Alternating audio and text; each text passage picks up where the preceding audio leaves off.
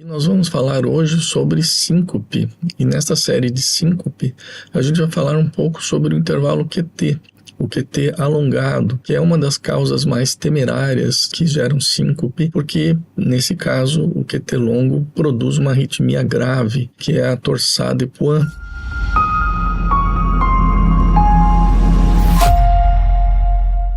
O QT ele é difícil de ser calculado no eletrocardiograma, mas ele é essencial e obrigatório de ser feito quando o paciente tem síncope.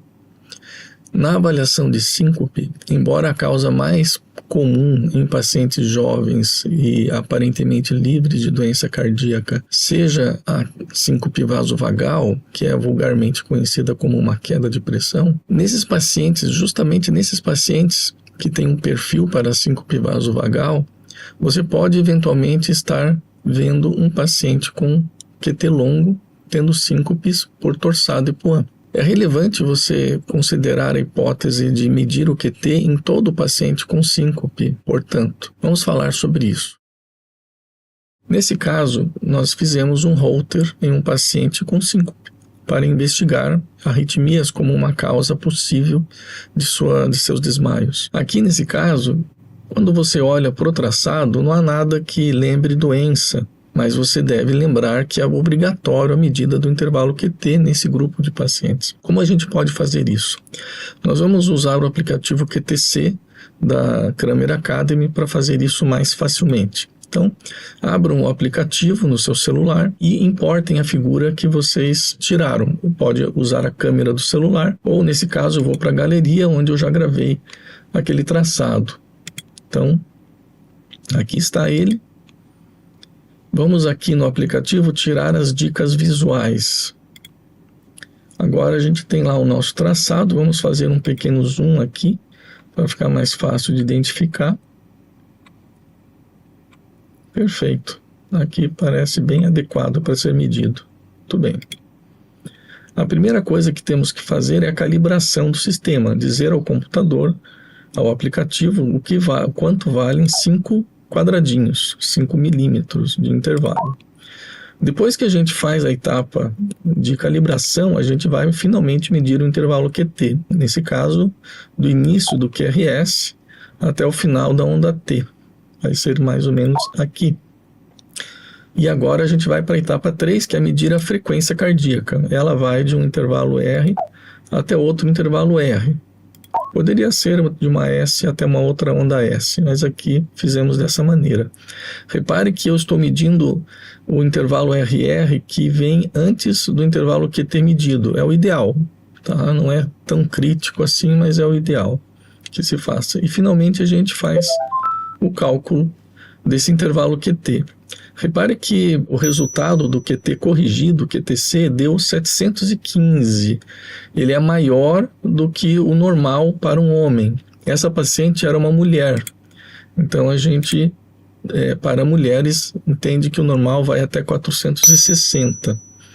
E ainda assim, esse intervalo é maior, 715, né? E ele aparece plotado no gráfico na zona vermelha, a zona de intervalo QT longo. É um intervalo QT muito longo. Intervalos QT acima de 600 milissegundos estão fortemente relacionados à morte súbita. Se esses pacientes apresentam síncope, então cada síncope é uma quase morte súbita. Prestem muita atenção nesse tipo de paciente, porque ele não aparece no seu consultório dizendo que teve uma morte súbita, ele aparece dizendo que tem desmaios. E você é obrigado a medir o intervalo QT para descobrir que é isso que está acontecendo. Nesse exemplo que estamos falando, né, já descobrimos que o QT é longo, e já seria motivo suficiente para uma atenção do especialista.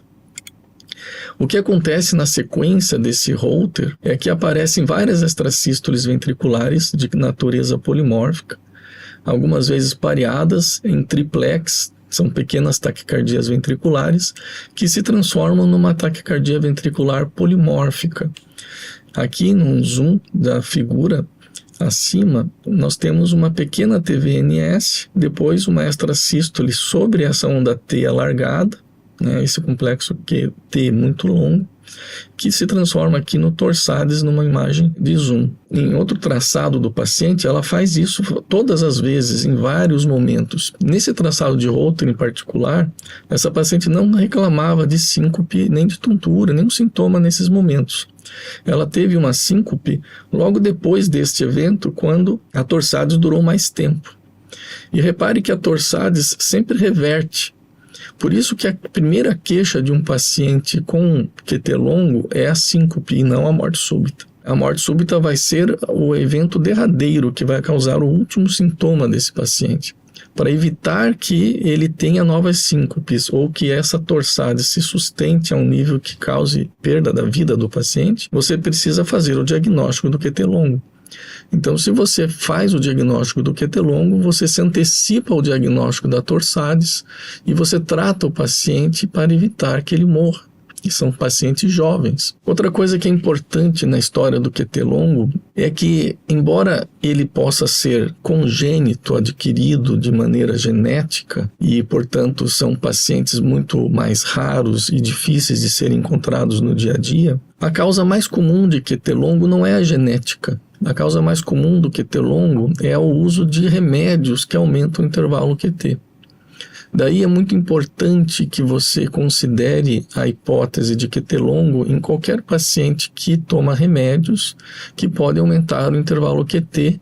Esses pacientes, quando têm síncope, precisam ser interrogados no uso de seus remédios.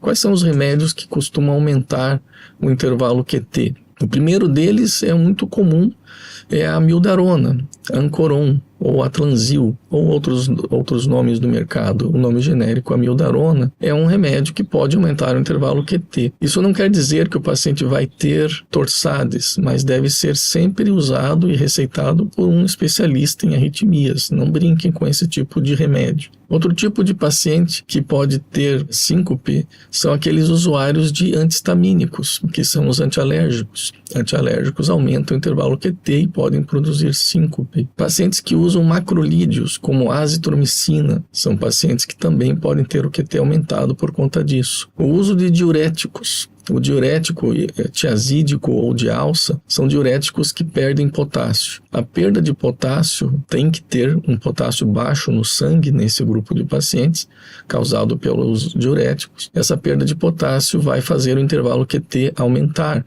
e eles ficam expostos a torsades. Então, todo paciente hipertenso ou com insuficiência cardíaca deve ter o seu QT medido e o seu potássio, se estiver alterado, deve ser corrigido. Uma vez corrigido, o diurético não é proibido, ele é necessário nesse grupo de pacientes, mas tome cuidado com o potássio. Outro grupo de remédios que pode aumentar o intervalo QT são os antidepressivos. Todos eles, basicamente, podem aumentar o intervalo QT. Existem alguns antidepressivos que aumentam mais e outros que aumentam menos.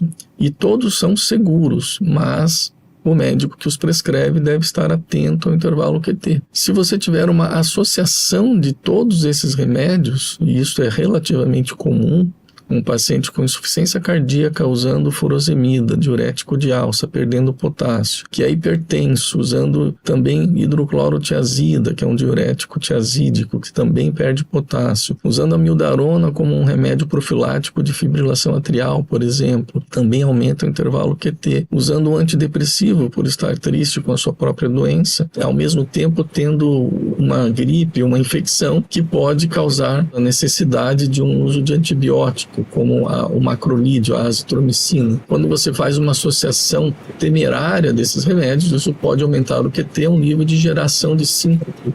E se esse paciente aparece no seu consultório ou no pronto-socorro, atenção quanto à questão do QT.